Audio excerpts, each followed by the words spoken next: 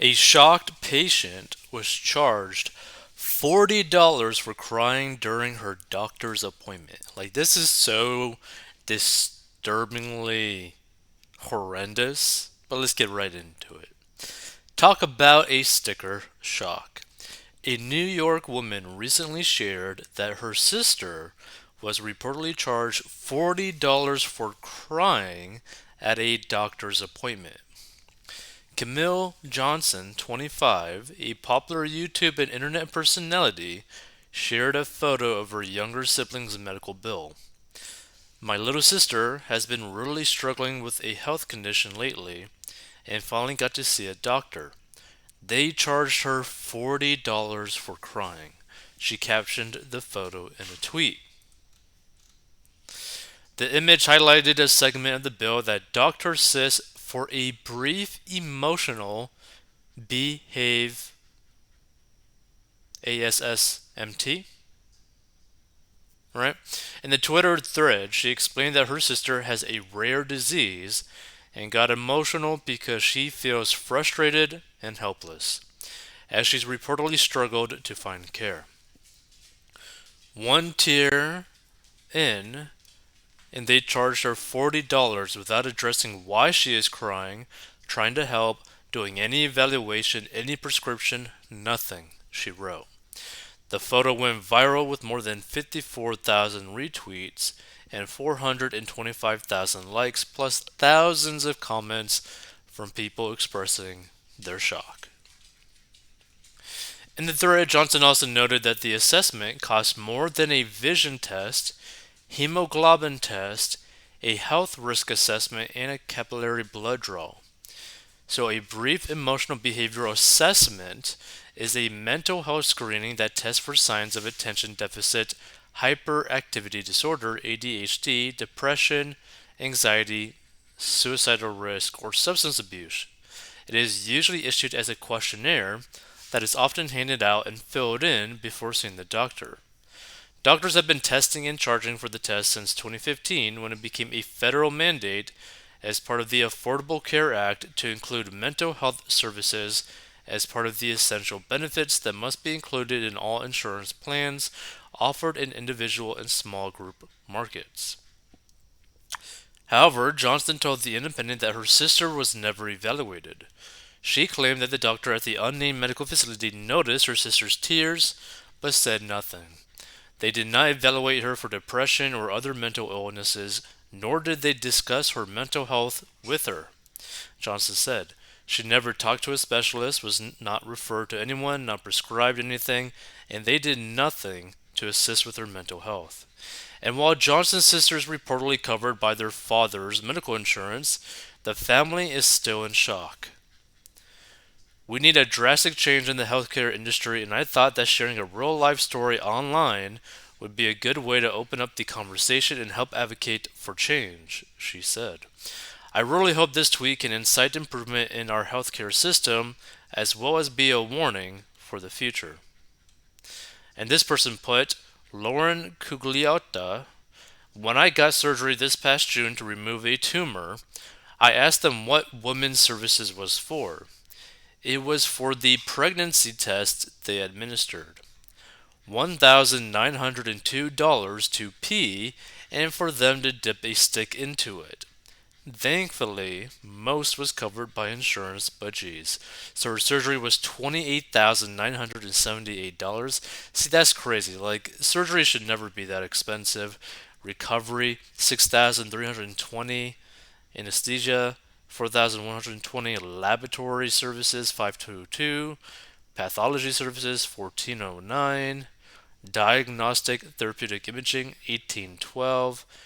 Pharmacy, 4,456. Like, that's so crazy. Wow, so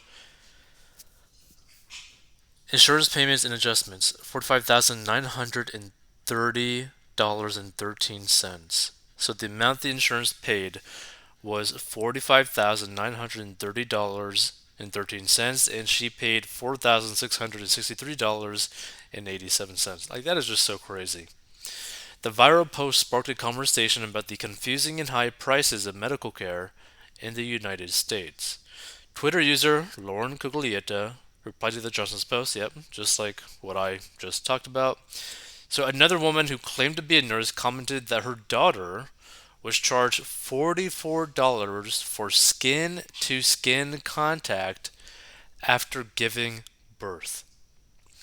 In other words, when they flopped my grandson up onto her chest after the umbilical cord was cut, I guess the cheaper alternative was letting him fall on the floor, they tweeted. One Twitter user claimed they were charged $250 after a gastrointestinal specialist simply popped into their room to say hello. One time when I didn't have insurance, I landed in the hospital because of my Crohn's disease. Hospital doc said GI specialist making rounds would stop in to introduce himself before I was discharged. GI doc said hello, gave me a business card and said I should call for an appointment. Later, sent me a bill for $250. I put his business card in an envelope with the bill and a note that said I only know one profession that charges for social calls, and he wasn't that much fun. Never heard from them again, they shared. A recent Kaiser Family Foundation study found that half of American adults said they put off or skipped some sort of health or dental care in the past year because of the cost. As for Johnson's debacle, many users were astounded by the steep, sometimes unclear or obscure medical charges faced stateside. Tell me you live in America without telling me that you live in America. One tweeter summed up the majority's frustration. Let's see, is there any comments? Okay, so there's no comments on this. But this is actually like a very interesting thing, right? Because the healthcare system is so messed up where so many people are not really afraid necessarily, but extremely against seeing a doctor, even if they do have money, because they know it's just going to cost so much money, right? Like you could be having like probably some of the best health insurance and be making six figures a year, and yet still not go to the doctor because you're hesitant to have to deal with the medical cost. Even if you have good insurance, even if you are making a good amount of money. Like, it's absolutely crazy. And the worst part about this, right? Like, say that you are someone who's like living paycheck to paycheck or has a lot of debt already, and you end up getting massive medical bills or massive medical debt on top of that. You're basically in like a very horrible financial situation that no one should really have to deal with, right? So, one of the best ways to avoid it is by minimizing your debt, like basically getting rid of your debt from the get go, like as soon as possible, right? So that if you do ever have to go see a doctor, you're not going to be financially destroyed by going to see your doctor, right? It's still going to suck. You're still going to spend a lot of money, but you're not going to have to go into debt. So if you want to learn how to go out of debt, go to 40inbox.com. This is just super sad to see. Feel free to give your own story for your personal experience on doctor appointments and their charges because this is horrible. Like to be frank, this is absolutely horrible.